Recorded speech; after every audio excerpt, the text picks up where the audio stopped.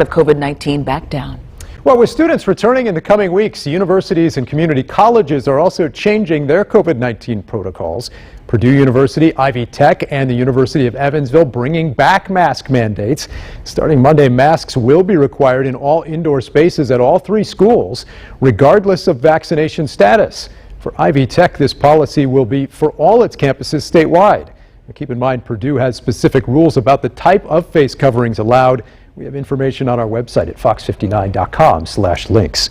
Well, the number of COVID patients in our hospitals is climbing, and that's leading hospitals to reinforce their mask mandates as well. Fox 59's Lindsay Stone spoke with those who are in that decision-making process about why they're making a renewed effort now. And Lindsay, what did you find out today speaking with them about some of these big decisions? Yeah, we spoke with all of them. And first, it's not just hospitals. Eli Lilly and Roche Diagnostics now have stricter mask requirements for employees. And many of the health officials I spoke to say it's a small act that could help save lives. It's as contagious as chickenpox. It frankly shocked me. Inpatient numbers are climbing at IU Health. We have 122 today in all of our hospitals combined. 7 days ago, that was 78. And 7 days before that, it was 70. Causing the health system to reinforce its mask mandate, which requires a face mask be worn at all times at all IU Health facilities. Our masking guidelines now are pretty similar to what they were back during the COVID surges. Dr. Paul Calkins, Associate Chief Medical Executive at IU Health, says case numbers are growing faster than they were in November. I think if we get back into truly epic numbers of COVID cases, then we'll probably start seeing some fairly aggressive public health measures enacted. It's very hard making these decisions because people really don't want to go back. While masks have always been required for unvaccinated individuals inside Franciscan health facilities, all individuals could soon be required to wear face covering regardless of their vaccination status. I think we will see that change within the next 24 hours. Eskenazi Health is requiring masks be worn at all times at all facilities. We're talking about layers of protection here.